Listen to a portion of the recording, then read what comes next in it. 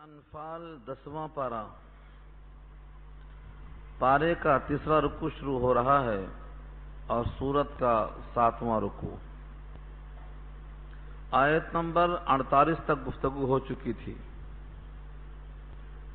یعنی غزوہ بدر میں جو شیطان آیا تھا تعاون کے ساتھ کفار قریش کے لیے اور فرشتوں کو دیکھ کر کہتا ہے میں تم سے بری ہوں، میں جو دیکھتا ہوں وہ تم نہیں دیکھتے ہو، میں اللہ سے ڈرتا ہوں، اللہ سخت عذاب والے۔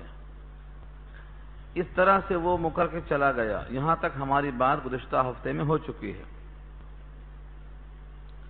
اس کے بعد کی آیت میں مضمون یہ ہے کہ منافقین اور جن کے دلوں میں مرض ہے وہ مسلمانوں کی تعداد اور ان کی حالت اور ان کی خستہ حالی دیکھ کر کہتے تھے ان کے دین نے ان کو دھوکے میں ڈال دیا ہے، بیچارے لڑنے آئے ہیں اور یہ حالت ہے۔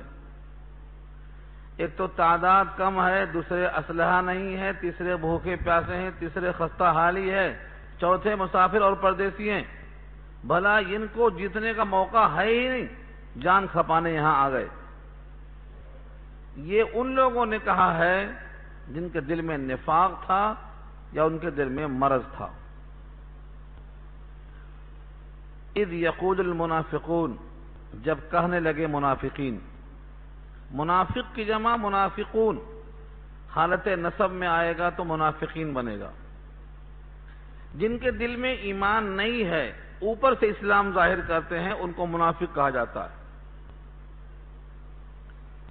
اللہ کے نبی کے پاس آ کر قسمیں کھاتے تھے کہ میں گواہی دیتا ہوں آپ اللہ کے رسول ہیں۔ اللہ فرماتے ہیں بے شک آپ اللہ کے رسول ہیں، میں بھی گواہی دیتا ہوں، لیکن یہ منافقین جھوٹے ہیں، ان کے دل میں اللہ کے نبی کی رسالت نہیں ہے۔ سورہ منافقون 28واں پارہ۔ اس سے معلوم یہ ہوا کہ جس کے دل میں ایمان نہ ہو لیکن زبان سے ایمان ظاہر کرتا ہو اس کو منافق کہا جاتا ہے۔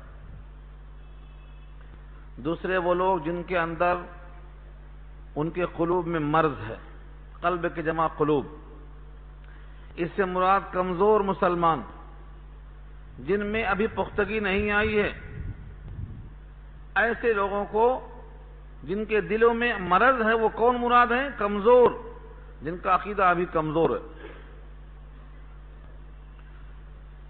کیا کہا؟ غر ہؤلاء دینہم، غرہ دھوکے میں ڈال دیا ہے ان لوگوں کو، دینہم ان کے دین نے، ان کا خیال یہ ہے کہ جس دین پر ہم چلتے ہیں اس دین پر اللہ کی مدد آتی ہے، اس باطل خیال نے ان کو دھوکے میں ڈال دیا، آ گئے میدان میں، اب یہ واپس نہیں جائیں گے۔ ان کا حال ایسا ہے۔ ان کا قول نقل کرنے کے بعد اللہ فرماتے ہیں وَمَن يَتَوَكَّلْ عَلَى اللَّهِ فَإِنَّ اللَّهَ عَزِيزٌ حَكِيمٌ، جو بھروسہ اللہ پہ کر لیتا ہے تو اللہ غالب ہیں، حکمت والے ہیں۔ یعنی منافقوں کا قول باطل، جن کے دل میں مرض ہے ان کا قول باطل، جو بھروسہ اللہ پہ کر لیتا ہے اللہ عزیز ہیں یعنی غالب، اور حکیم ہیں یعنی حکمت والے ہیں، غالب ہیں اور حکمت والے ہیں۔ ان دو ٹکڑوں میں یہ بات واضح ہو گئی کہ اللہ پہ بھروسہ کرنے والے کبھی ناکام نہیں ہوتے۔ اصل بات یہ ہے کہ ناکامی اور کامیابی کا معیار کیا ہے، یہی فرق ہے۔ دنیا میں عزت و ثروت، دولت و حکومت، جاہ و منصب، عیش و تعیش، یہ ہمارا مقصد اگر ہے تو اس لحاظ سے کامیابی نہیں مراد ہے۔ مومن کی کامیابی کا مدار دنیا کی فتوحات نہیں ہے۔ مومن کی کامیابی کا مدار یہ ہے کہ اس کا حقیقی مالک راضی ہو جائے اور اپنے گھر میں جگہ دے دے، بس۔ جس مومن کا یہ معیار بن جائے کہ میری دنیا میں کامیابی کا مدار اور محور اور کامیابی کا پیمانہ یہ ہے کہ میرا رب مجھ سے راضی ہو کر اپنے گھر میں جگہ دے دے اور کبھی ناراض نہ ہونے کا اعلان کر دے، یہ میری کامیابی کا معیار ہے۔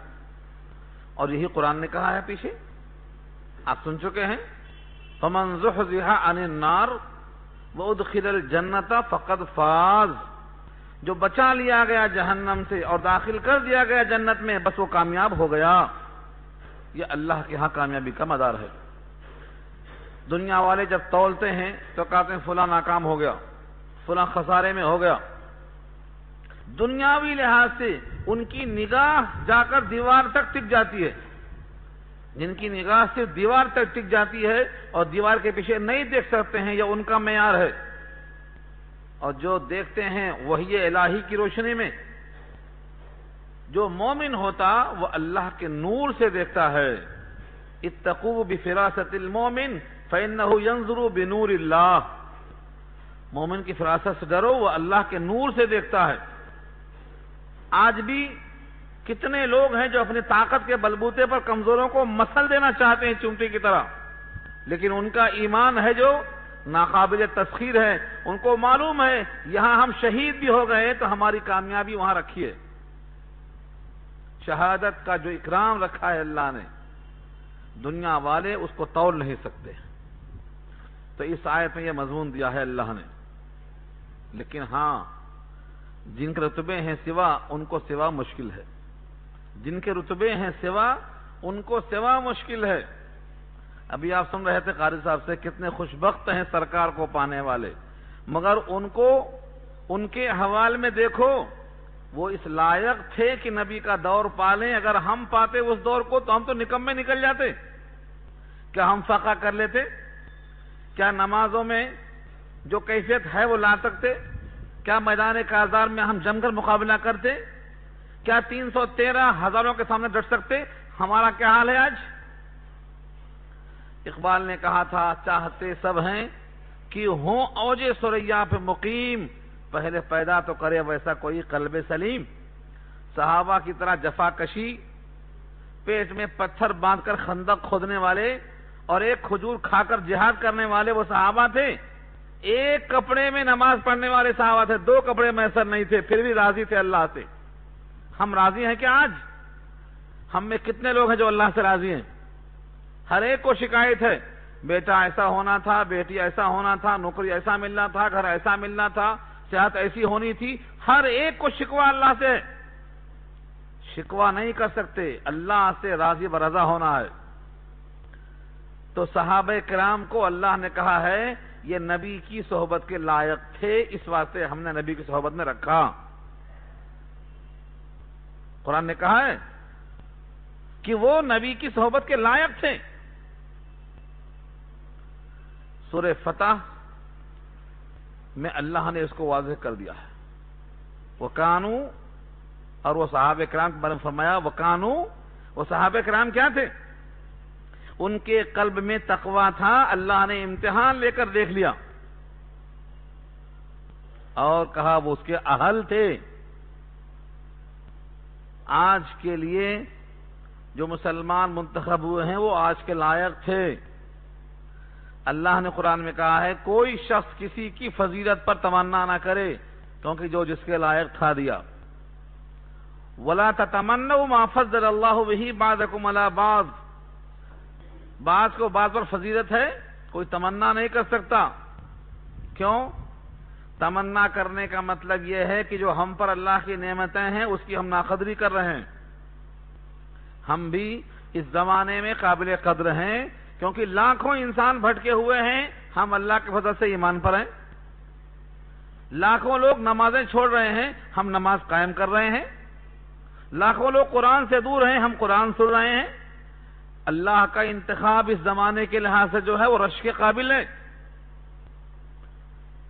اور دل میں یہ بات یاد رکھ لو، وہ روایت ترمذی کی بہت مشہور ہے، تم اگر 10ویں حصے پر عمل کر لو گے تو نجات پا جاؤ گے۔ اور وہ صحابہ کے واسطے کہا گیا تھا تم 10واں چھوڑ دو گے تو پکڑے جاؤ گے۔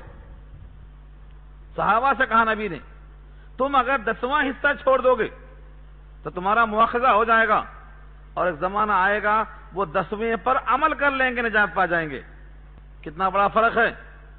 ہماری کمزوری، ہماری لاغری اور ہمارا ماحول سب اللہ کے علم تھا، نبی نے واضح کر دیا ہے اس کو۔ ظاہر یہ ہے کہ وہ کیفیت نہیں رہ سکتے ہم، تو اس آیت میں یہ نقشہ کھینچا گیا ہے۔ جن کے دل میں نفاق ہے، مرض ہے، وہ یہ کہہ سکتے ہیں کہ ان کے دین نے ان کو دھوکہ میں ڈال دیا ہے۔ جو بھروسہ اللہ پہ کرتا ہے تو اللہ غالب حکمت والے ہیں، یعنی بھروسہ اللہ پر کرنا چاہیے۔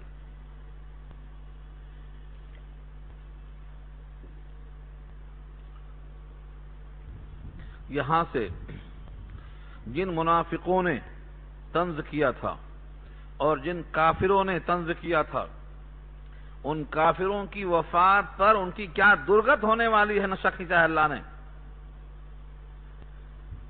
بظاہر نظر نہیں آتا، کیونکہ ان فرشتوں کو یہ آنکھیں نہیں دیکھتی، ان فرشتوں کی سزائیں اس جسم پر نہیں ہوتی، اس لیے کافر مومن دونوں کی موت نظر نہیں آتی۔ فرق کیا ہے؟ فرق دونوں کے ساتھ، لیکن اس آیت میں معنوی چیز کو دکھایا ہے اللہ نے۔ وَلَوْ تَرَىٰ إِذْ يَتَوَفَّى الَّذِينَ كَفَرُوا الْمَلَائِكَةُ يَضْرِبُونَ وُجُوهَهُمْ وَأَدْبَارَهُمْ وَذُوقُوا عَذَابَ الْحَرِيقِ۔ اور اگر آپ دیکھ لیتے، ترا مخاطب ہیں اللہ کے نبی صلی اللہ علیہ وسلم، وَلَوْ تَرَىٰ، اور اگر آپ دیکھ لیتے، جس طرح اس کے مخاطب نبی صلی اللہ علیہ وسلم ہیں، جب بھی کوئی تلاوت کرے گا تو اس آیت کا مخاطب بنے گا۔ وَلَوْ تَرَىٰ، اگر آپ دیکھ لیتے، اذ، جب، يَتَوَفَّى الَّذِينَ كَفَرُوا الْمَلَائِكَةُ، وفات ہوتے ہوئے کافروں کی فرشتوں کے ذریعے، جب کافر مرتے ہیں اور فرشتے ان کی روح کو قبض کرتے ہیں۔ يتوفى کے معنی پورا لینا، جسم و جان۔ کس کی وفات؟ الذین کفروا، جنہوں نے کفر کیا۔ کون فرشتے؟ الملائکۃ، ایک فرشتہ ہے اسرائیل، ان کے ساتھ ہزاروں فرشتے ہیں ان کے ساتھ کام کرنے والے۔ تنہا اسرائیل کا یہ حال ہے کہ تمہارے ہاتھ میں جس طرح سے دسترخوان کا لقمہ سہل الحصول ہے، جدھر چاہے ہاتھ ڈال سکتے ہیں آپ دسترخوان پہ۔ پوری دنیا میں جتنے انسان ہیں، جتنی مخلوق ہیں، ان کی روح کو قبض کرنے کے لیے اسرائیل کو اللہ نے یہ سہولت دے رکھی ہے۔ آپ کے دسترخوان کی روٹی جیسا آپ کے قبضے میں ہے، سب کی جانیں ان کے قبضے میں ایسی ہیں، بیک وقت وہ وصول کر سکتے ہیں۔ یہ فرشتہ ہمارے اوپر مسلط کر دیا ہے اللہ نے۔ قُلْ يَتَوَفَّاكُم مَلَكُ الْمَوْتِ الَّذِي وُكِّلَ بِكُمْ، اللہ نے واضح کر دیا ہے۔ سورہ سجدہ میں کہا وہ فرشتہ تم پر مسلط ہے، یہاں وہی مراد ہے فرشتے۔ جب فرشتے روح کو قبض کرتے ہیں تو کیا کرتے ہیں؟ ان کی کافروں کے ساتھ سلوک ہو رہا ہے۔ یضربون وجوہہم وادبارہم، وہ مارتے جاتے ہیں ان کے منہوں پر، وادبارہم، اور ان کی پشتوں پر۔ نظر کسی کو نہیں آتا۔ جب کبھی ان کافروں کی وفات ہوتے ہوئے فرشتے ان کی جان نکالتے ہیں تو ان کے منہ پر مارتے ہیں۔ یضربون، مارتے ہیں۔ وجوہ، وجہن کی جمع ہے چہرے، وہ ادبار، دبر کی جمع ہے پشتیں، ان کی پشتوں پر، ان کے چہروں پر مارتے ہوئے نکالتے ہیں روح کو۔ اب یہاں پر شارحین لکھتے ہیں دو احتمال ہے۔ یا تو احتمال یہ ہے کہ قیامت تک جتنے بھی کافروں کی روح قبض ہوتی رہے گی ان تمام کے ساتھ یہ سلوک ہوتا رہے گا۔ عموم کے اعتبار سے یہی ثابت ہے، لیکن یہ آیت نازل ہوئی ہے غزوہ بدر کے کافروں کے لیے، اس لیے خصوصیت کے ساتھ ان کافروں کے ساتھ یہ سلوک ہوا ہے جو حالت کفر میں غزوہ بدر میں صحابہ اور فرشتوں کے ہاتھ سے مارے گئے، یہاں مراد ہے۔ فرشتے ان کو مار مار کے ان کی روحیں قبض کر رہے تھے۔ وَذُوقُوا عَذَابَ الْحَرِيقِ، اور کہہ رہے تھے چکھو، ذوقو، چکھو۔ اردو میں ذائقہ استعمال ہوتا ہے، اسی سے بنا ہوا ہے ذائقہ۔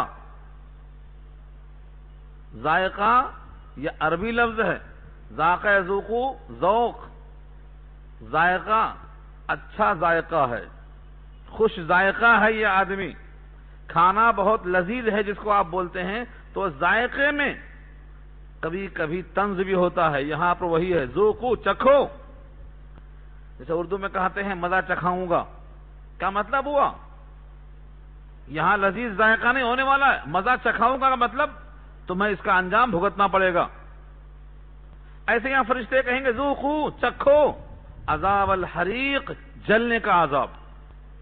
یہ تو تھپڑ نقد ہے، یہ پشتوں پر گھوسے نقد ہیں، اور اس کے بعد آگے مرحلہ ہے وہ جلنے کا عذاب ہے۔ یہ کافروں کے واسطے، خصوصاً بدر کے کافروں کے واسطے حکم دیا جا رہا ہے۔ چنانچہ بڑے بڑے سرداروں کا یہ انجام ہوا۔ ابو جہل جیسے لوگ بدر میں اس جہنم کے اندر پہنچے، اور یاد رکھنے کے لائق وہ خطاب ہے نبی صلی اللہ علیہ وسلم کا، اے عتبہ، اے شیبہ، اے ربیہ، تم نے اللہ کا عذاب کیسا پایا؟ میں نے تو اللہ کا وعدہ سچ پایا۔ یہ نبی نے خطاب کیا ہے بدر میں، ان لاشوں کے سامنے۔ حضرت عمر نے کہا یہ تو ایسے اجساد ہیں جس میں روح نہیں، آپ ان سے کیسے بات کرتے ہیں؟ فرمایا عمر تم سے زیادہ میری بات کو سنتے ہیں مگر جواب نہیں دے سکتے۔ ان کافروں کا یہ حال ہے۔ اب انسان سوچے گا کہ ظلم ہوا ان پر، نہیں، ظلم کی نفی۔ فرماتے ہیں رب کریم کہ ان کی حرکتیں تھیں ایسی کہ اس انجام کو پہنچے، ہم نے ظلم نہیں کیا ہے۔ دیکھو آگے الفاظ، ذالک بما قدمت ایدیکم، یہ سب سزائیں اس وجہ سے ہیں کہ جو بھیجا ہے ان کے ہاتھوں نے۔ قدمت، بھیجا، آگے بھیجنا، مقدمہ کہتے ہیں آگے بھیجنے کو، نتیجہ بعد میں۔ ایدیکم یدن کی جمع ہے۔ انسان تو گناہ ہاتھ سے بھی کرتا، پیر سے بھی کرتا، آنکھ سے بھی کرتا، کان سے بھی کرتا، لیکن محاورے میں ہم کیا بولتے ہیں؟ یہ اس کے کالے کرتوت کی سزا ہے، اس کے اعمال بد کی سزا ہے۔ ایسے ہی عربی کا محاورہ ہے کہ انسان زیادہ تر کام اپنے ہاتھوں سے کرتا ہے۔ خود کردارا علاج نیست، اپنے کیے ہوئے کا کوئی علاج نہیں ہے، بھگتنا ہی بھگتنا ہے۔ تو زیادہ تر آدمی اپنے ہاتھ سے استعمال کرتا ہے، اس واسطے کہہ دیا یہ ان کے ہاتھوں نے جو کچھ بھیجا تھا یہ اس کا انجام ہے۔ چنا بونے والا چنا کاٹے گا اور گیہوں بونے والا گیہوں کاٹے گا۔ ایسا نہیں ہے کہ برا کام کر کے نتیجہ اچھا نکل جائے، یہ مشکل ہے۔ جانے والا چین کی طرف جاتا ہے، مدینہ پہنچ جائے، یہ کیسے ہو سکتا؟ جو آدمی اپنے عمل سے جو چیز لگائے گا نتیجہ اس کو حاصل ہونے والا ہے۔ فَمَن يَعْمَلْ مِثْقَالَ ذَرَّةٍ خَيْرًا يَرَهُ وَمَن يَعْمَلْ مِثْقَالَ ذَرَّةٍ شَرًّا يَرَهُ۔ ذرہ برابر خیر ہے تو دیکھے گا، ذرہ برابر شر ہے تو اس کو دیکھے گا، اپنے ہی عمل کو دیکھے گا۔ وَأَنَّ اللَّهَ لَيْسَ بِظَلَّامٍ لِّلْعَبِيدِ، اور بے شک اللہ نہیں ہے بندوں پر ظلم کرنے والا۔ ظلام ظالم کی جمع ہے، مبالغہ ہے۔ بہت زیادہ ظلم کرنے والا بندوں پر نہیں ہے۔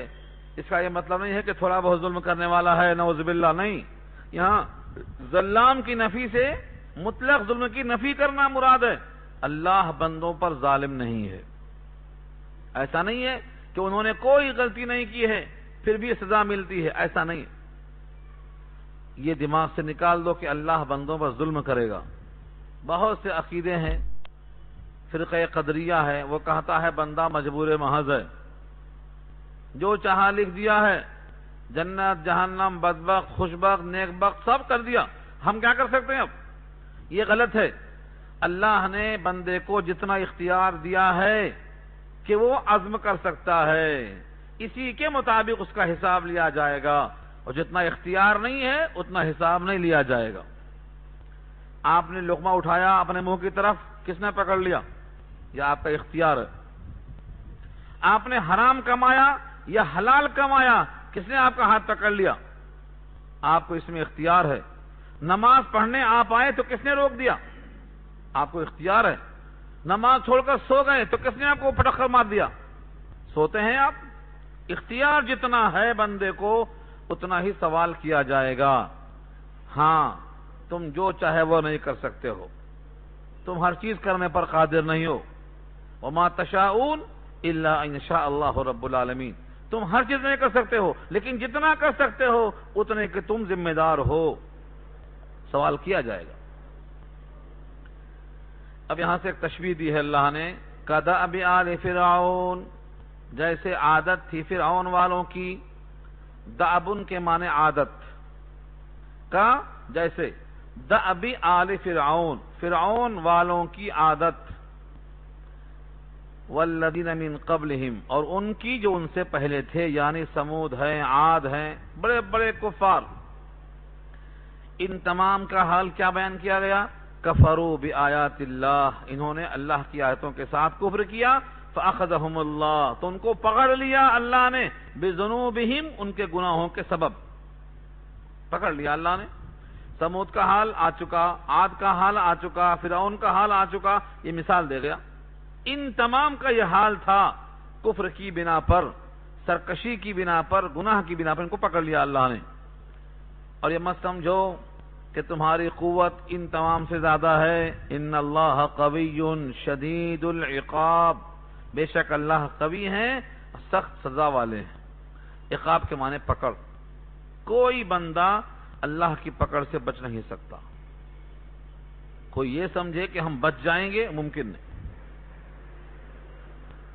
ذالک بأن اللہ لم یک مغیرا نعمتا انعمها على قوم حتى یغیروا ما بانفسهم وان اللہ سمیع علیم. یہ آیت نمبر 53 ہے، توجہ کی ضرورت ہے اس پر. بہت ہی بہترین مضمون سمجھایا ہے رب کریم نے اس آیت کے اندر.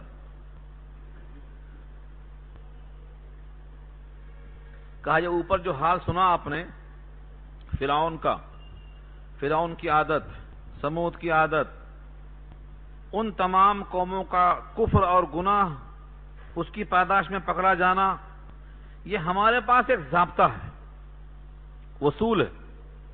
ذالکہ سے اشارہ اسی ضابطے کی طرف ہے. بأن اللہ، کہ بے شک اللہ، لم یکو مغیرا، نہیں ہے بدل دینے والے، نعمتن انعمہا، کسی نعمت کو جو انعام کر رکھا ہے، علی قوم، کسی بھی قوم پر، حتی یغیروا، یہاں تک کہ وہ متغیر کر دیں، بدل دیں، ما بانفسہم، اس نعمت کو جو ان کے ساتھ لگی ہے. کیا مطلب ہوا؟ نعمت کے دینے میں کوئی شرط نہیں، لیکن نعمت کے باقی رکھنے میں شرط ہے کہ تم اس کی قدر کرو. نعمت کے دینے میں کوئی شرط نہیں، لیکن نعمت کی بقا میں یہ شرط ہے کہ تم نعمت کی قدر کرو. لئن شکرتم لأزیدنکم ولئن کفرتم ان عذابی لشدید. اگر تم نے شکر ادا کیا تو میں اضافہ کروں گا، اور نعمت کی ناقدری کیا تو میرا عذاب بڑا سخت ہے. نعمت کے دینے میں کوئی شرط نہیں. کیا ہم ماں باپ کے وجود سے پہلے کچھ مانگنے کے لائق تھے؟ اللہ نے ہمیں آنکھ، ناک، کان، دل، دماغ سب دے کر بھیجا، ہم مانگنے کے لائق تھے؟ نہ ہم تھے، نہ ہمارا کوئی تقاضا تھا، نہ ہم مانگنے کے موقف میں تھے. نعمتوں کی بارش کر دیا اللہ نے. دماغ دیا، دل دیا، آنکھ دیا، زبان دیا، ہونٹ دیا، سب دے کے بھیجا. ایک ایک ناخون، ایک ایک بال بنا کر بھیج کے دیکھا. نعمتوں کے لیے، نعمتوں کی عطا کے لیے کوئی شرط نہیں، دے دیا. لیکن اس کی بقا کے لیے شرط رکھا. اس نعمت میں اگر ناقدری کرو گے تو یہ نعمت جا کر نقمت میں بدل جائے گی. نعمت نہیں رہے گی، نقمت. دیکھو کفار قریش نے کیا کام کیا تھا؟ کہتے تھے ہم حاجیوں کے خادم ہیں. کافر بھی تھے. نبی صلی اللہ علیہ وسلم کے جو خاندان کے لوگ تھے قریش، اوپر سے دادا پردادا 8 پشتیں، سب کے سب کیا تھے؟ خانہ کعبہ کے ذمہ دار تھے. حاجیوں کو کھانا کھلاتے تھے، پانی پلاتے تھے، طواف کرنے والوں کا اہتمام کرتے تھے. محمد ابن عبداللہ ابن عبد المطلب بن ہاشم بن کلاب بن مرہ بن کعب بن لوئے بن غالب بن فہر بن کنانہ، یہ وہاں تک سلسلہ چلا جاتا ہے. یہ سب کے سب خادم تھے، نسرن بعد نسرن. ان کا امتیاز تھا تو اللہ نے ان کو بیت اللہ دے رکھا تھا.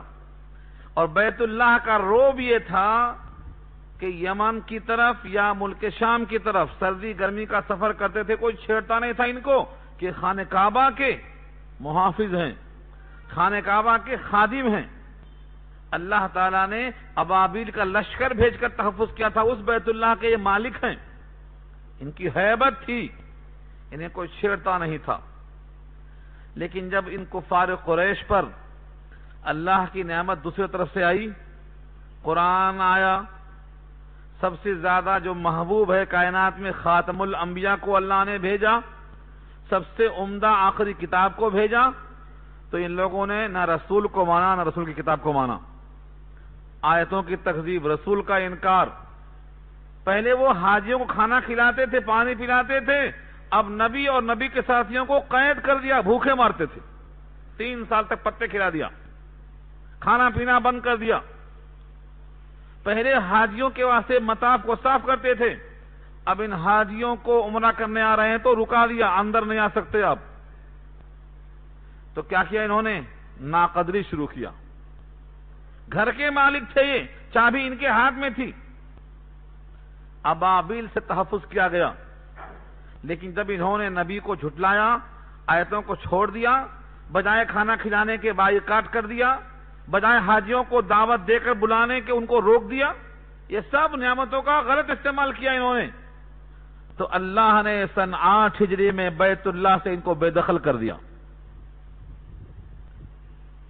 چھوٹی چھوٹی کنکریوں سے ابرہہ کو ہلاک کرنے والے رب کو طاقت تھی کہ جس بیت اللہ کو حفاظت دیا تھا ابابیل کے ذریعے سے، آج ان ظالموں سے اس کو پاک کیا جائے، کیونکہ یہ لوگ نبی کو روکتے ہیں، نبی کے صحابہ کو روکتے ہیں، قرآن کو جھٹلاتے ہیں، حاجیوں کو نہیں، نبی کو اور نبی کے ساتھیوں کو بائیکاٹ کر کے بھوکا مارنے مجبور کر دیتے ہیں۔ یہ ظالم ہو گئے، روکا اللہ کے راستے سے، نعمت کی ناقدری کر دیا انہوں نے۔ تو کیا کیا اللہ نے؟ چابی چھین لیا۔ سن 8 ہجری میں مکہ فتح ہو گیا، سارے مجرم سامنے کھڑے ہیں۔ جن نے چابی دینے سے انکار کیا تھا عثمان بن طلحہ، اس کے سینے پر چڑھ کر چابی کو چھین لیا گیا، چابی نبی کے ہاتھ میں آ گئی۔ 360 بت رکھے ہوئے تھے، پھر بھی آپ طواف کرنے پر تیار تھے، لیکن آج خانہ کعبہ کو پاک کر کے طواف کیا جائے گا، تبدیل کر دیا اللہ نے۔ اللہ کی طرف سے بندہ اگر کافر ہے، مشرک ہے، تو محبوب تو نہیں ہے، لیکن اللہ اس کی حکومت نہیں چھینتے ہیں جب تک وہ ظالم نہ بن جائے۔ کافر کی حکومت نہیں چھینی جاتی، ہاں ظالم کی حکومت نہیں بچ سکتی، یہ اصول رکھا اللہ نے۔ کوئی بھی حاکم اگر کافر ہے، حکومت اس کی رہے گی، مشرک ہے، حکومت رہے گی، لیکن جب وہ ظالم ہو جائے گا اور عدل و انصاف کا خون کرے گا تو اب اس کی حکومت کا خاتمہ ضرور ہونے والا ہے، اصول رکھا ہے اللہ نے یہ۔ تو اللہ تعالیٰ کسی کی نعمت کو نہیں چھینتے جب تک کہ وہ ان نعمتوں کی ناقدری نہ کر دے۔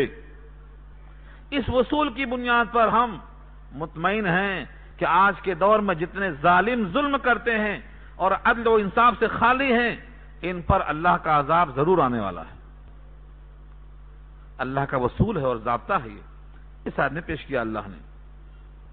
ذَلِكَ بِأَنَّ اللَّهَ لَمْ يَكُنْ مُغَيِّرًا نِعْمَةً أَنْعَمَهَا عَلَىٰ قَوْمٍ حَتَّىٰ يُغَيِّرُوا مَا بِأَنفُسِهِمْ، اور یہ اس وجہ سے کہ بے شک اللہ نہیں بدلتا کسی نعمت کو جو انعام کر رکھا ہے اس نے کسی قوم پر، یہاں تک کہ بدل ڈالیں وہ لوگ اس نعمت کو جو ان کے ساتھ ہے۔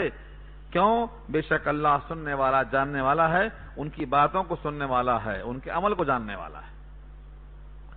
یہ مثال میں کفار قریش کو لانے سے پہلے اللہ نے کہا فرعون کو دیکھ لو۔ فرعون کو کیا دیا اللہ نے؟ فرعون کو بادشاہ دیا۔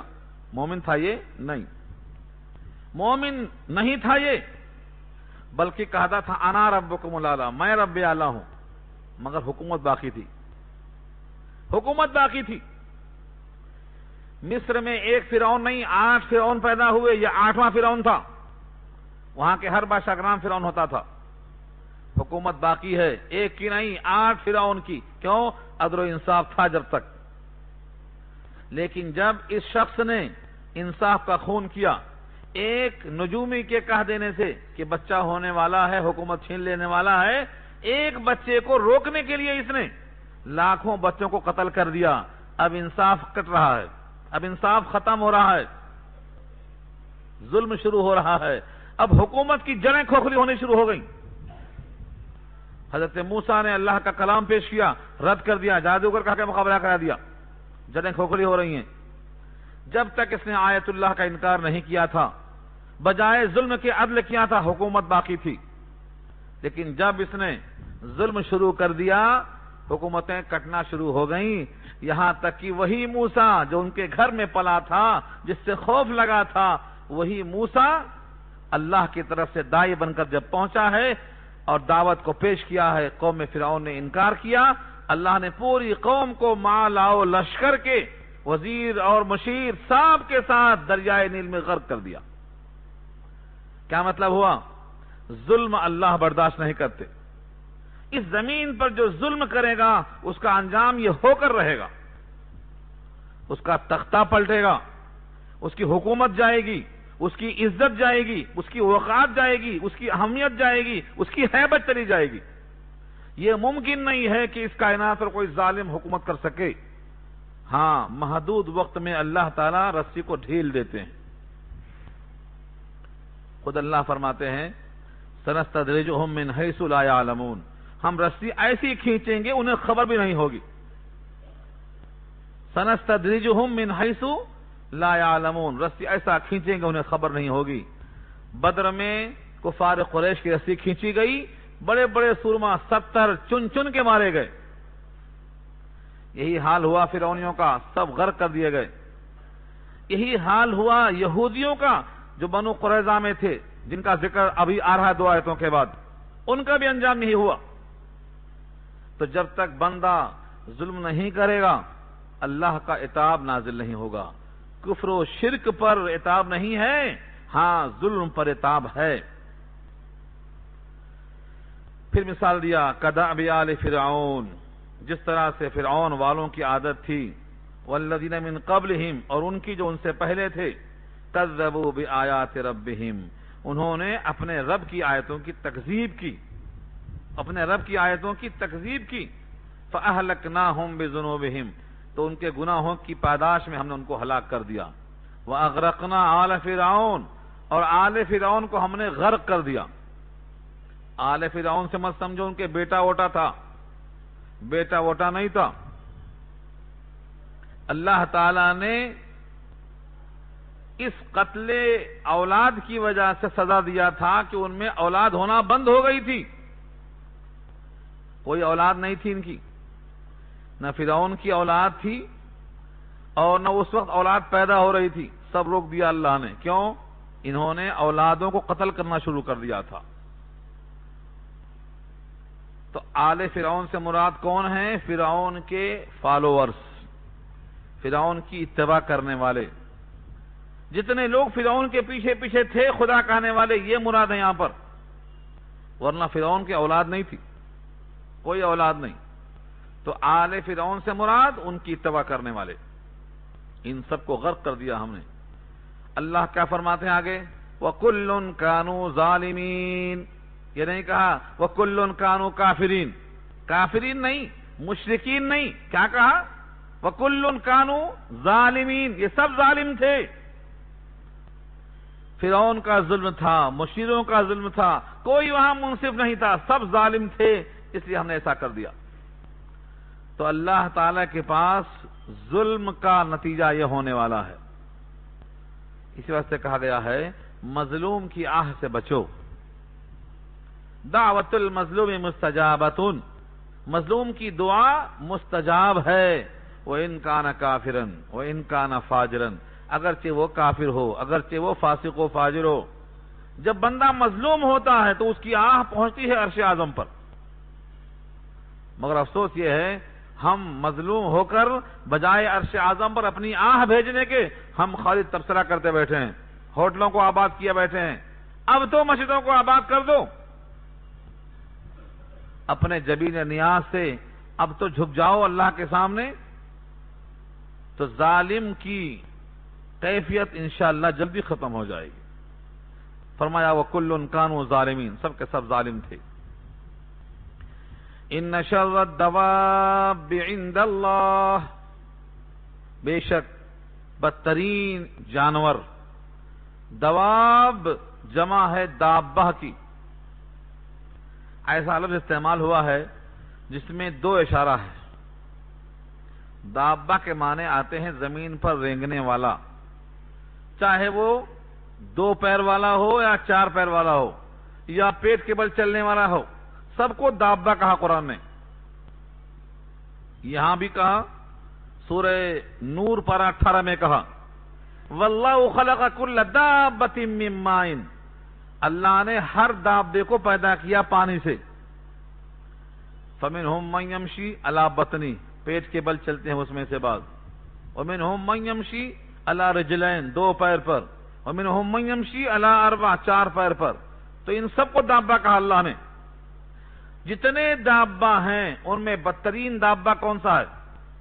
یہ کہا یہاں پر ان شر الدواب عند اللہ، اللہ کے نزدیک جتنے دابہ ہیں زمین پر رینگنے والے، 2 پیر والے، 4 پیر والے، پیر کے بل چلنے والے، ان تمام میں سب سے بدترین دابہ کون سا ہے؟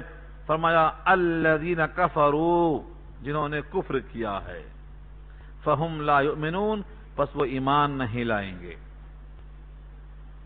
ان کا کفر ایسا ہے کہ ضد پر آ گئے ہیں اور اب یہ ایمان نہیں لائیں گے۔ ایسے لوگ بدترین دابہ ہیں اللہ کی نگاہ میں۔ یہ نہیں کہا بدترین انسان ہیں، کیا کہا؟ بدترین دابہ، یعنی وہ جو چوپائے ہیں 4 پیروں والے اور جو پیٹ کے بل چلنے والے سانپ ہیں، کیڑے مکوڑے، ان سے بھی یہ بدتر ہیں، یہ کہنا مقصود ہے یہاں پر۔ جیسے ایک مقام پہ کہا تھا سورہ انعام میں، آنکھ ہے مگر دیکھتے نہیں، دل ہے مگر سوچتے نہیں، ہاتھ ہے مگر پکڑتے نہیں، پیر ہے مگر چلتے نہیں، یہ تو چوپایوں سے بدتر ہیں۔ وہاں چوپایوں سے بدتر کہا تھا، کل انعام بل ہم اضل کہا تھا۔ یہاں اسی تشبیہ کو، اسی تعبیر کو دوسرے انداز سے پیش کیا ہے کہ زمین پر جتنے رینگنے والے ہیں ان میں سب سے بدترین یہ کافر ہیں جو ایمان نہیں لاتے ہیں۔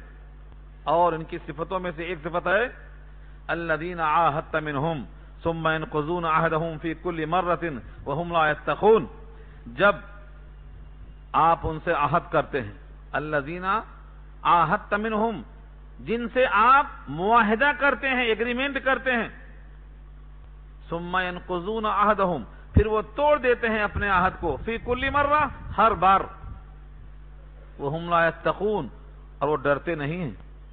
اس سے مراد کون ہے؟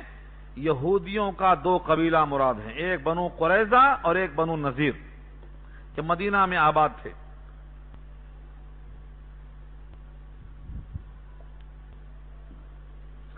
بنو قریظہ یہودیوں کا قبیلہ ہے، بنو نذیر یہودیوں کا قبیلہ ہے، 2 قبیلے تھے، تیسرا بھی تھا بنو قینقاع، لیکن یہ دونوں قبیلے مراد ہیں۔ جب نبی صلی اللہ علیہ وسلم مکے میں تھے 13 سال، تب تو یہ بدماش یہودی جلتے ہی تھے، لیکن جب مکے سے آپ مدینہ آ گئے اور مدینے میں جب پہنچ گئے تو یہ یہودی قریب ہو گئے، کیونکہ مدینے میں مسلمان بھی ہیں، مدینے میں یہودی بھی ہیں۔ نبی صلی اللہ علیہ وسلم نے باوجود کہ یہ یہودی تھے، جلتے تھے، لیکن آپ نے ان سے معاہدہ کر لیا۔ کیا معاہدہ کر لیا؟ اسلام میں سیاست کا پہلا اصول یہاں سے آنا چاہیے آدمی کو۔ پہلا معاہدہ، یہودی ہیں، دشمن ہیں، ایک شہر میں رہتے ہیں، نبی نے ان سے معاہدہ کر لیا، اور معاہدے کا پورا تفصیلی حصہ پڑھنا ہے آپ کو تو البدایہ والنہایہ پڑھیے ابن کثیر کی۔ کیا معاہدے میں تھا؟ ہم بھی مدینے میں آباد ہیں، تم بھی مدینے میں آباد ہیں، اگر کوئی باہر والا حملہ کیا تو ہم دونوں مل کے مقابلہ کریں گے، اور اگر کوئی تم سے تعاون چاہے، عددی قوت، بدر جب ہوئی تو بنی قریظہ نے قریش مکہ کو اسلحہ دے کر بدہادی کی۔ جب بدر ختم ہو گیا واقعہ اور یہ بات معلوم ہو گئی تو ان لوگوں نے چاپلوسی کیا۔ ان کا گمان تھا کہ 313 ہیں، ہزاروں کے سامنے کہاں ٹکتے، ابھی ڈھیر ہو جائیں گے، لیکن جب فتح ہو گئی، سرما مارے گئے بڑے بڑے، تو دل میں خیال آیا کہ اب خیریت نہیں ہے، اب پلٹ جائے گا پانسا ادھر، فوراً پہنچ گئے، ہم سے غلطی ہو گئی، اب ایسا نہیں ہوگا۔ ایک معاہدے کی خلاف ورزی ہوئی مگر نبی کا ترحم، پھر معاف کر دیا، پھر معاہدہ برقرار رہا۔ پھر سن 6 ہجری میں جب غزوہ خندق ہوئی تو ان یہودیوں نے پھر، انہی بنی قریظہ کے لوگوں نے پھر کفار قریش کا ساتھ دیا اور خندق والے دن بھی دھوکہ دیا۔ اسی لیے غزوہ خندق جب ختم ہو گئی اور حضور ہتھیار نکالنا چاہ رہے تھے، جبریل آ گئے، کہا اے اللہ کے نبی آپ نے اتار دیا ہتھیار، مگر میں جبریل ہوں، ابھی ہتھیار میں ہوں، کیونکہ انہوں نے بدر میں دھوکہ دیا تھا، غزوہ خندق میں دھوکہ دیا، 2 بار عہد شکنی کیا، یہ بدترین چوپائے ہیں زمین سے، ان کی تہس نہس کیے بغیر ہم ہتھیار نہیں نکالیں گے، چلیے ان کا محاصرہ کرنا ہے، اللہ کا حکم لایا ہوں۔ یہ مراد ہے اس آیت میں، اس آیت میں یہی مراد ہے۔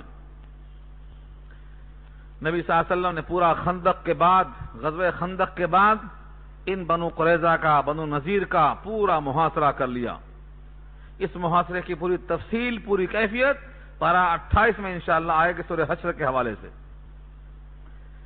الذین عاہدت منہم، جب ان سے آپ نے معاہدہ کر لیا پھر وہ توڑ دیتے ہیں اپنے عہد کو ہر مرتبہ، فی کل مرہ، ہر دفعہ، بدر میں 1 بار، خندق میں دوسری بار، وہم لا یتقون، اور وہ ڈرتے نہیں کہ بدہدی کا انجام کیا ہوگا۔ اللہ فرماتے ہیں فَإِمَّا تَسْقَفَنَّهُمْ فِي الْحَرْبِ، پس اگر آپ ان کو پائیں جنگ میں، تَسْقَفَنَّهُمْ، تَجِدَنَّهُمْ کے معنی میں ہیں، اگر آپ ان پر جنگ میں قابو پا جائیں، فَشَرِّدْ بِهِمْ، فَشَرِّدْ بِهِمْ کے معنی ان کو ایسا منتشر کریں، بھگا بھگا کے ماریں، من خلفہم، کہ جو ان کے پیچھے ہیں وہ عبرتناک سزا کو دیکھ کر بکھر جائیں، جس کو ہم کہتے ہیں اردو میں عبرتناک سزا، عبرتناک انجام، تاکہ پیچھے والے جتنے ہیں سب بکھر جائیں۔ فَشَرِّدْ بِهِمْ مَنْ خَلْفَهُمْ لَعَلَّهُمْ يَذَّكَّرُونَ، تاکہ وہ تذکر کریں، دھیان دیں، سوچیں کہ بدہدی کا انجام یہ ہوتا ہے۔ وَإِمَّا تَخَافَنَّ مِنْ قَوْمٍ خِيَانَةً فَانبِذْ إِلَيْهِمْ عَلَىٰ سَوَاءٍ، اس آیت میں ایک اصول پیش کر دیا، چاہے وہ کفار قریش کے ساتھ معاہدہ ہو، یا بنو قریظہ کے ساتھ معاہدہ ہو، یا قیامت تک مسلمانوں کا کسی قوم سے کوئی معاہدہ ہو، یہ ضابطہ حیات رکھا اللہ نے۔ وَإِمَّا تَخَافَنَّ مِنْ قَوْمٍ، اور اگر تم کو خوف ہو کسی قوم سے خیانت کرنے کا، تم تو سمجھ رہے ہیں کہ معاہدہ ہے 6 سال کا، جنگ نہیں ہوگی، اور وہ اندر اندر تیاری کرتا ہے جنگ کی، خیانت کا اندیشہ تمہیں ہو رہا ہے، تو تم بھی خیانت مت کرو ان کی طرح۔ کیا کرو تم؟ فَانبِذْ إِلَيْهِمْ عَلَىٰ سَوَاءٍ، برابر حالت پر یہ معاہدے کو پھینکو ان کی طرف، اور یہ کہہ دو تمہاری خیانت ہمیں معلوم ہو گئی، تمہاری بغاوت ہمیں معلوم ہو گئی، تمہارے حالات سے ہم باخبر ہو گئے، اب ہم اس معاہدے کو برابر صبر ختم کر دیتے ہیں، نہ تم معاہدے کے پابند ہیں نہ ہم معاہدے کے پابند، اب اس کے بعد وہ تیاری کریں، تم بھی تیاری کرو، یہ وعدہ کیا اللہ کی طرف۔ اسی آیت پر ایک واقعہ لکھا ہے، حضرت امیر معاویہ رضی اللہ تعالی عنہ کے زمانے میں انہوں نے رومیوں سے معاہدہ کیا تھا۔ معاہدہ ایک مدت تک کا تھا، وہ مدت ختم ہوتے ہی حملہ کرنے کا تھا، لشکر کو اس قوم کے قریب کر دیا کہ جیسے معاہدہ ختم ہوگا الغار کر دیں گے۔ ایک صحابی گھوڑے پر سوار ہو کر دوڑتے ہوئے آئے اور کہنے لگے وفاء ولا غدر، وفا کرو غدر مت کرو، وفا کرو غدر مت کرو، جن سے معاہدہ ہوا ہے وہ تو غفلت میں ہے اور تم فوج کو قریب کر دے رہے ہو، یہ غدر ہے، بے وفائی ہے۔ یہ سن کر لوگوں نے پوچھا دیکھو کون ہے صاحب یہ؟ دیکھا تو بہت پرانے صحابی نکلے، شملہ بدھا ہوا، گھوڑے پر سوار۔ ان کو دیکھتے ہی حکم دے دیا کہ لشکر جہاں تھا واپس چلا جائے، مدت ختم ہونے کے بعد جو کچھ ہوگا ہوگا، کیونکہ جنگوں کے میدان میں بھی ہمیں خیانت نہیں کرنا ہے، کیونکہ مدد جہاں سے آئے گی اس کا قانون توڑ دیں گے تو مدد نہیں آئے گی۔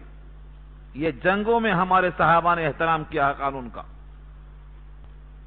وَإِمَّا تَخَافَنَّ مِنْ قَوْمٍ خِيَانَةً، اور اگر آپ کو اندیشہ ہے کسی قوم سے خیانت کا، فَانبِذْ إِلَيْهِمْ، تو پھینکو ان کی طرف، عَلَى سَوَاءٍ، برابر سرابر، باخبر کرتے ہوئے معاہدہ ختم کرو، دھوکے میں مت رکھو۔ کیوں؟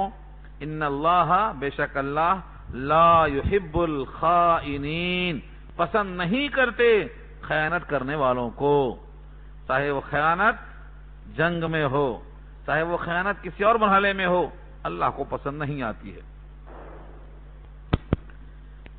اس کے بعد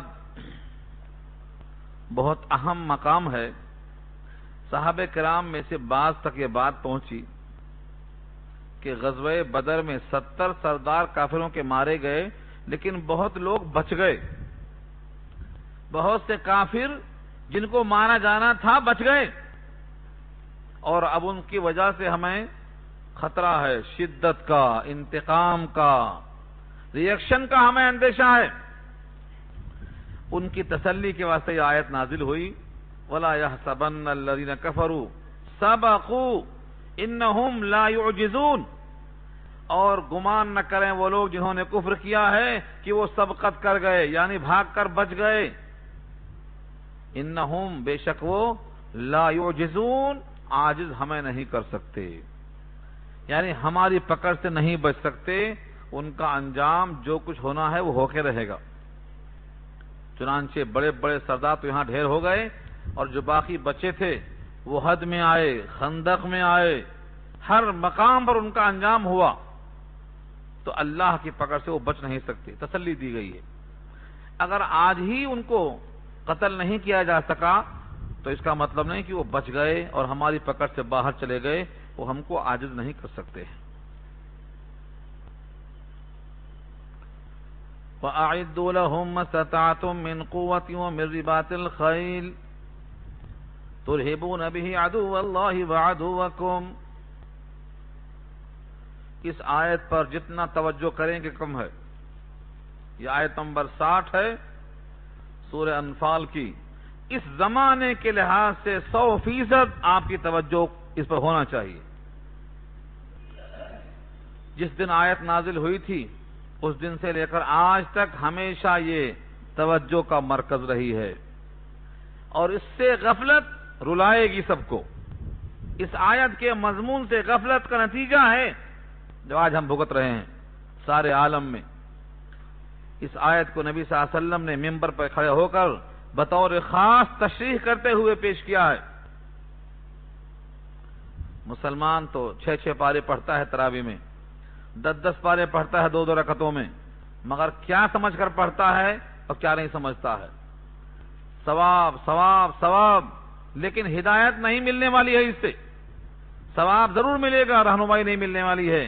یہ آیتیں ہمیں دعوت فکر دیتی ہیں، یہ آیتوں پر ہمیں تذکر تدبر چاہیے، ہمیں سوچنا چاہیے اس کے اوپر۔ لوگ کہتے ہیں ہم کیا کریں؟ آپ کیا کر سکتے ہیں وہ تو کریں۔ قادر مطلق تو اللہ کی ذات ہے، مایوسی کفر ہے۔ اللہ کی ذات سے مایوسی کفر ہے۔ اللہ کیا نہیں کر سکتے؟ اللہ تو قادر ہیں، علی کل شیء قدیر، روز پڑھتے ہیں آپ۔ اللہ مقتدر ہیں، اقتدار ان کے پاس ہے۔ اللہ عرش عظیم کے رب ہیں، عرش عظیم کی وسعت میں زمین و آسمان سما جاتے ہیں۔ اللہ نے اس آیت میں صاف حکم دیا ہے، وَأَعِدُّوا لَهُمْ، اور تیار کرو ان کے لیے، مَسْتَطَعْتُم مِّن قُوَّةٍ، جو بھی قوت جمع کرنے کی تم میں استطاعت ہو تیار کرو۔ ہر زمانے کے لحاظ سے حکم بدلتا رہتا ہے۔ اس وقت منبر پر کھڑے ہو کر آپ نے کہا اس قوت سے مراد کیا ہے؟ جس سے تم دشمن پر فتح حاصل کر سکو تم اختیار کرو۔ کہا آج کے زمانے کے لحاظ سے الرمی القوہ، رمی کے معنی تیر اندازی کا فن. تیر اندازی کا فن یہ قوت ہے. گھوڑ سواری کا فن یہ قوت ہے. تیراکی کا فن یہ قوت ہے. اور دوڑ میں مقابلہ کرنا یہ قوت ہے. اس وقت نبی صلی اللہ علیہ وسلم کے زمانے میں عام بات تھی تیر اندازی کرنا، گھوڑ سوار، پیدل دوڑنا. میں نے شاید کہا تھا آپ سے، سلمہ ابن الاکوا تو اتنا تیز دوڑتے تھے کہ کوئی گھوڑا بھی اتنا تیز نہیں دوڑ سکتا. گھوڑے کی دوڑ سے آگے نکلتے تھے وہ. کون؟ سلمہ ابن الاکوا صحابی. جب کبھی کوئی چور ڈاکو کہیں آتے اور بھاگتے تو سلمہ ان کو دوڑ کے پکڑتے تھے، بغیر گھوڑے کے. بغیر گھوڑے کے گھوڑے والوں کو دوڑ کے پکڑتے تھے. کون؟ سلمہ ابن الاکوا. گھوڑ دوڑ کا مقابلہ، پانی میں تیرنے کا مقابلہ، اونٹ پہ گھوڑے پر دوڑنے کا مقابلہ، جس سے بدن کی قوت میں اضافہ ہو. یہاں قوت مراد وہی لیا ہے. ہمارے نوجوان کیا کرتے ہیں؟ تیر اندازی کہاں، تیراکی کہاں، گھوڑ دوڑ کہاں، گھوڑائی کہاں. آج بھی گھوڑے کے بغیر فتح نہیں ہوتی ہے. آج بھی بہت سے ایسے علاقے ہیں ان تمام جگہوں میں گھوڑے کے بغیر فتح نہیں ہوتی ہے. آج بھی جانا پڑتا ہے گھوڑے پہ بیٹھ کے. گھوڑے کی پیشانی میں قیامت تک کے واسطے اللہ نے خیر باندھ دیا ہے. گھوڑے پر نہیں بیٹھیں گے ہم، اونٹ پر نہیں بیٹھیں گے ہم.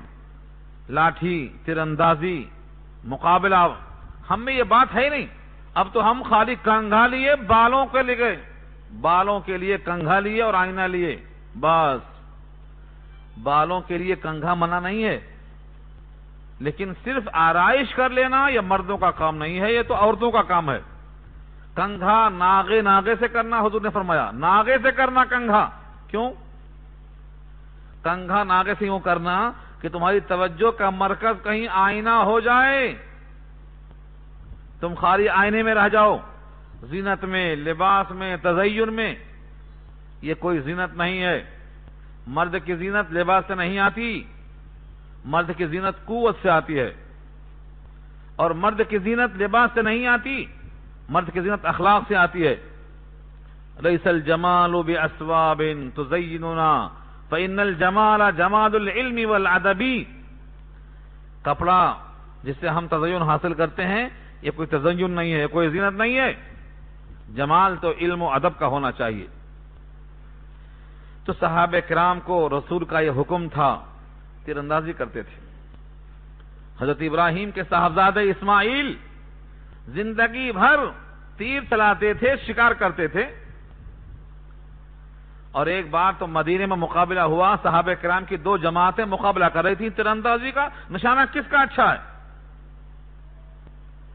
نبی صلی اللہ علیہ وسلم تشریف لائے، ہمت افزائی کرنے کے لیے ایک گروپ میں شامل ہو کر کھڑے ہو گئے. کہا لڑو، میں تمہارے ساتھ ہوں. دوسرا گروپ روک لیا ہاتھ، کہا اللہ کے نبی ہم بھلا اب مقابلہ کیسے کریں؟ جب آپ ان کے ساتھ ہو گئے تو یقیناً وہ جیتیں گے، ہم ہاریں گے. مقابلہ ہوا نہیں. مقابلہ ہوتا ہے برابر میں. ہمارے پاس کون ہے؟ اس گروپ میں ہمارے ساتھ کون ہے؟ ادھر تو آپ کھڑے ہو گئے. آپ نے کہا ٹھیک ہے، میں تم سب کی طرف سے ہوں، لڑو. ہمت افزائی نبی نے ایسا کی ہے صحابہ کی. ہمت افزائی کا طور طریق سکھایا ہے. ہمارے پاس سوائے دروازہ بند کرنے کے کچھ نہیں آتا. کچھ نہیں آتا سوائے دروازہ بند کرنے کے، ہمیں کچھ نہیں آتا. ہمیں بینکوں کی دولت پیاری ہے. دنیا کی ساری دولت مل جائے تو یہ دولت کارگر نہیں ہے. کتاب الجہاد میں حدیث موجود ہے، فرمایا نبی صلی اللہ علیہ وسلم نے جب فتنہ فساد برپا ہو تو کوئی شخص گھوڑے پر سوار ہو اور جہاں جہاں دروازوں سے مظلوموں کی آہ آتی ہو وہاں دستک دے کر خبرگیری کرتا ہو، اس سے بڑا محبوب بندہ کوئی نہیں ہو سکتا ہے. جسے اپنے جان کی پرواہ نہ ہو، اپنے وجود کی پرواہ نہ ہو، جو اللہ کے مظلوم بندوں کی آہوں پر لبیک کہنے کو تیار ہو، اس سے بڑا کوئی مجاہد نہیں ہو سکتا. ہمارے پاس تو دنیا ہی رہ گئی ہے. ہم صرف دنیا ہی کی طلب، دنیا ہی کی فکر، جستجو اسی کی. یہیں کا عیش، یہیں کی حیات، اسی سے واقف. حالانکہ اس کا مثال دے کر بتایا ہے نبی صلی اللہ علیہ وسلم نے، دنیا میں رہنے والا ایسا ہے کہ ایک تھکا ہوا مسافر جھاڑ کے نیچے ٹھہر گیا، بس. کب تک رہے گا جھاڑ کے نیچے؟ تھکان دور ہو گئی، چل پڑا. گھنٹہ 2 گھنٹہ دھوپ میں آرام کیا، چھاؤں ہوئی، راحت ملی، چلا. دنیا میں رہنے والا بس ایسا ہی ہے. اس سے زیادہ کوئی سمجھتا ہے کہ یہی ٹھکانہ ہے تو وہ دھوکے میں ہے. یہاں کوئی نہیں رہا ہے، یہاں کوئی نبی نہیں رہا، کوئی ولی نہیں رہا، سب کو یہاں سے جانا پڑا. اس کائنات میں کوئی وجود لانے والا دوام نہیں پا سکا. وما جعلنا لبشر من قبلک الخلد افإن مت فهم الخالدون. ہم نے اے نبی آپ سے پہلے کسی بشر کو یہاں دوام نہیں بخشا. کیا آپ مر جائیں گے وہ باقی رہیں گے؟ کوئی باقی نہیں رہے گا یہاں پر. سورہ انبیاء کی یہ آیت ہے. اس کا مطلب یہ ہوا کہ یہاں پر قیام عارضی ہے، ہمیں فکر آخرت کرنا ہے. فرمایا وَأَعِدُّوا لَهُم مَّا اسْتَطَعْتُم مِّن قُوَّةٍ، اور تیار کرو ان کے لیے جو بھی تم میں استطاعت ہو، یعنی قوت. قوت کہا کر کوئی شے متعین نہیں کیا. قوت یعنی جس سے تم مقابلہ کر سکو. ہاں یہاں راز کی بات بتایا، تم میں جتنی استطاعت ہے تم قوت حاصل کر لو. اس سے قطع نظر کہ تم دشمن کے مقابل میں برابر ہوئے کہ پیچھے ہو، آگے ہوئے کہ پیچھے ہوئے، تم جتنی استطاعت ہے اتنی قوت جمع کرو. اس کے بعد فتح دینا ہمارا کام ہے. یہ نہیں کہا کہ جیسا دشمن کے پاس ہے اسلحہ تمہارا بھی ویسا اسلحہ ہونا چاہیے، یہ نہیں کہا. تم میں جتنی طاقت ہے تم قوت جمع کرو. کیوں؟ قوت پر مدار نہیں ہے، مدار تو اللہ کے فیصلوں پر ہے، لیکن یہ حکم خدا کا، سمجھ کر آگے بڑھنا ہے. آگے فرمایا وَمِن رِبَاطِ الْخَيْلِ، اور گھوڑوں کو باندھو. رباط الخیل، بندھے ہوئے گھوڑے. کون گھوڑے باندھے گا؟ گھوڑے باندھو نبی کی سنت سمجھ کر. جب کسی قوم میں کوئی چیز استعمال نہیں کی جاتی تو اللہ تعالیٰ اس کی قلت پیدا کر دیتا. پہلے ہندوستان کے ہر گھر میں گائے ہوتی تھی، دودھ ملتا تھا، لیکن پابندی لگ گئی تو ہر گھر سے گائے ختم ہو گئی، کہیں ملتی نہیں گائے. اب عربوں کے ہاں اونٹ تھا، ہر گھر میں اونٹ تھا، لیکن جب سے دوسری گاڑیاں آ گئیں پورا اونٹ غائب ہو گیا، دکھتا ہی نہیں کہیں. تو گھوڑوں کی پیشانی پر خیر رکھا اللہ نے، لیکن ہم میں گھوڑے پر بیٹھنے کا شوق ہی پیدا نہیں ہوتا. کم سے کم نبی کی سنت سمجھ کر بیٹھ جاؤ، نبی کی سنت سمجھ کر بیٹھ جاؤ، یہ حکم دیا گیا ہے. گھوڑے کو باندھنا، دیکھو قوت کو مطلق رکھا، نام نہیں بتایا، لیکن قوت کے بعد کسی کا نام لیا تو کس کا؟ گھوڑے کا لیا. وَمِن رِبَاطِ الْخَيْلِ، گھوڑوں کو باندھ کر رکھو. مقصد کیا ہے اس کا؟ کہا ترہبون بِهِ عَدُوَّ اللَّهِ وَعَدُوَّكُمْ. ترہبون کا مادہ ہے رے ہے بے، خوف دلانا، مرعوب کرنا. کس کو؟ عدو اللہ کو. وعدوکم، تمہارے دشمن کو اور اللہ کے دشمن کو. جو اللہ کی کتاب نہیں مانتا، اللہ کے رسول کو نہیں مانتا، اللہ کا قانون نہیں مانتا، اللہ کی زمین پر اللہ کا حکم نہیں تسلیم کرتا ہے، وہ اللہ کا دشمن ہے. اور چونکہ تم اللہ کے وفادار ہو تمہارا بھی دشمن ہے، اس لیے اس کو مرعوب کرنے کی خاطر تمہیں انتظام کرنا ہے. یہ معلوم یہ ہوا مومن کو کمزور نہیں رہنا ہے. ایک حدیث میں آتا ہے المؤمن القوی خیر من مؤمن الضعیف. ضعیف مومن سے قوی مومن افضل ہے، بہتر ہے. وآخرین من دونہم، اور دوسرے وہ لوگ ہیں جو ان کے علاوہ ہیں، ان کو بھی ڈرانا ہے. یہ منافقین ہیں یا یہود ہیں، یہ اللہ کے دشمن بھی ہیں، لیکن چونکہ کلمہ پڑھ لے رہے ہیں اس واسطے شمار کیا. یہ ان کے علاوہ یعنی منافق ہیں یا یہود ہیں، ان کو بھی ڈرانا مقصود ہے. آگے فرمایا لا تعلمونہم اللہ یعلمہم، تم ان کو نہیں جانتے ہو، اللہ انہیں جانتا ہے. کیا مطلب ہوا؟ چھپے چھپے ہیں، منافق ہیں. وہ مسلمانوں کے صفوں میں جو منافق ہیں ان کو بھی مرعوب کرنا ہے. ان کو اللہ جانتا ہے، تم نہیں جانتے ہو. تمہاری طاقت دے کر یہ مبہوت ہو جائیں گے، یا تو ادھر ہوں گے یا تو ادھر ہوں گے. وما تنفقوا من شيء في سبيل الله يوفى إليكم وأنتم لا تظلمون. ایک عام ضابطہ بتا دیا. گھوڑا خریدنا ہے یا قوت حاصل کرنا ہے تو بغیر پیسوں کے حاصل نہیں ہوتی، بغیر پیسوں کے حاصل نہیں ہوتی. اس لیے لگے ہاتھوں صاف کر دیا کہ جو کچھ تم خرچ کرو گے اللہ کے راستے میں، کچھ بھی، من شیء، کچھ بھی، ذرہ برابر، ایک پیسہ، دو پیسہ، جو بھی تم خرچ کرو گے، یوفی الیکم، پورا پورا تم کو دیا جائے گا. وفا یوفی کے معنی پورا پورا بدلہ دیا جانا. کسی کا ایک روپیہ بھی اگر اللہ کے راستے میں خرچ ہوگا تو اللہ کا یہ وعدہ ہے یوفی الیکم، ان کو پورا دیا جائے گا. وانتم لا تظلمون، اور تم ظلم نہیں کیے جاؤ گے کہ تم نے سب کچھ دے دیا تمہیں کچھ نہیں ملا. یہ ہو نہیں سکتا اللہ کی طرف سے. وعدہ کرا اللہ، تم جو کچھ بھی خرچ کرو گے تمہیں مل کے رہے گا. کتاب الجہاد میں ایک روایت پڑھا میں نے، بخاری جلد اول کے اندر، وہ روایت ثانی میں آئی ہے. وہ روایت جب پڑھتا ہوں تو اللہ کی عطا پر طبیعت میں خوشی پیدا ہوتی ہے. جس نے گھوڑا باندھا اس نیت سے کہ میں اللہ کے راستے میں گھوڑے کے ساتھ تیار ہوں،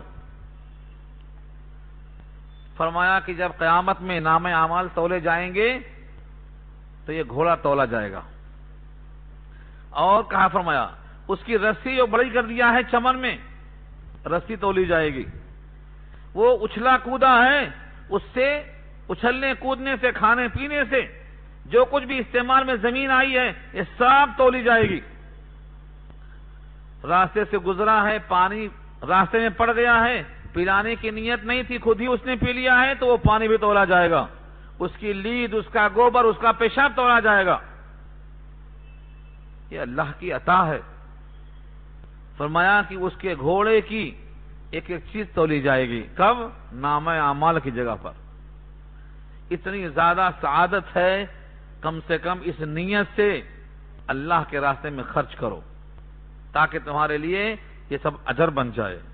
سوال یہ ہے، یہ گھوڑے کا اچھلنا کودنا، چمن میں باندھنا، رسی لمبی کرنا، اس کا بول و برات کا تولا جانا، اس پر عمل کرنے کی نیت سے کون لوگ آئیں گے؟ اب کون مخلوق آئے گی؟ جہاں پر گھوڑے پہلے تھے، اونٹ جہاں تھے، وہاں دشمنوں کی کاریں آ گئی ہیں، وہ اس میں مست ہو گئے. ان کی بدمستی ہی کی وجہ سے سزا بھگتی جا رہی ہے آج. جب تک جفا کش تھے یہ، جب تک محنت کرتے تھے یہ، اور جب تک اللہ کی سنتوں پر کاربند تھے یہ، دنیا ان سے لرزتی تھی، کائنات ان کی سہم چکی تھی، دنیا کے 14 حصے پر حاکم بن چکے تھے. لیکن جب سے انہوں نے قانون کے مطابق عیش کو اختیار کر لیا ہے، ذلت چھائی جا رہی ہے. اس ذلت کو دور کرنے کے لیے دوسرا کوئی راستہ نہیں ہو سکتا ہے. یہ سمجھو کہ تم پر یہ رحم کھا جائیں، بھیڑیے ہیں، یہ تم پر رحم نہیں کھائیں گے. قرآن نے واضح اعلان کر دیا ہے، یہود اور نصارہ تم سے راضی اس وقت تک نہیں ہوں گے جب تک تم ان کا دین مان کر اپنا دین چھوڑ نہ دو. میرا اعلان نہیں ہے، قرآن کریم کی آیت ہے، وَلَن تَرْضَىٰ عَنْكَ الْيَهُودُ وَلَا النَّصَارَىٰ حَتَّىٰ تَتَّبِعَ مِلَّتَهُمْ. ہرگز ہرگز تم سے خوش اور راضی نہیں ہوں گے نہ یہود نہ نصارہ، یہاں تک کہ تم ان کے دین کو فالو کر لو، یعنی یہودی بن جاؤ، نصرانی بن جاؤ. کون ہے تم میں سے دین کو چھوڑنے کے واسطے؟ کون ہے نصارہ بننے کے واسطے؟ جب ہم دین نہیں چھوڑیں گے، یہودی نہیں بنیں گے تو وہ ہم سے راضی نہیں ہوں گے. یہ اللہ کی خبر ہے. اس لیے ان سے توقع کرنا کہ یہ ہم پر رحم کھا جائیں گے، یہ بھیڑیے اور درندے ہیں، ان کے اندر ترحم نہیں رکھا اللہ نے. ان سے اپنا حق وصول کرنے کا ایک ہی راستہ ہے کہ تم اپنے لیے تیاری اختیار کرو. اس کے بعد جتنا تم میں قوت ہے، جتنا تم میں استطاعت ہے، قوت حاصل کرنے کے بعد پھر اگر تم دنیا سے مٹا دیے گئے تو تمہارا اجر مستحکم ہے، تمہارا اکرام کیا جائے گا، تمہیں اللہ کے پاس شہید تسلیم کیا جائے گا. تمہارے واسطے اللہ نے جو انعام رکھا ہے، حدیث میں آتا ہے، آقا نے فرمایا میں نبی ہوں، نبوت کا اعزاز بہت ہے، لیکن میری تمنا یہ ہے کہ میں اللہ کے راستے میں قتل کیا جاؤں، پھر زندہ کیا جاؤں، پھر قتل کیا جاؤں، پھر زندہ کیا جاؤں، پھر قتل کیا جاؤں. کیوں فرمایا نبی صلی اللہ علیہ وسلم نے؟ شہادت کا مرتبہ دیکھ کر فرمایا آپ نے. شہادت کا اکرام سورہ یاسین میں اللہ نے درج کیا ہے. بما غفر علی ربی وجعلنی من المکرمین، باعزت رکھا اللہ نے مجھے. اس لیے شہادت سے گھبرانا یہ نشانی ایمان کی نہیں ہے. شہادت سے گھبرانا نفاق ہے اور بزدلی ہے. اس آیت کا مضمون بہت پیارا ہے. یہ آیت نمبر 60 ہے. اللہ کے فضل و کرم سے ہماری بات مکمل ہو گئی.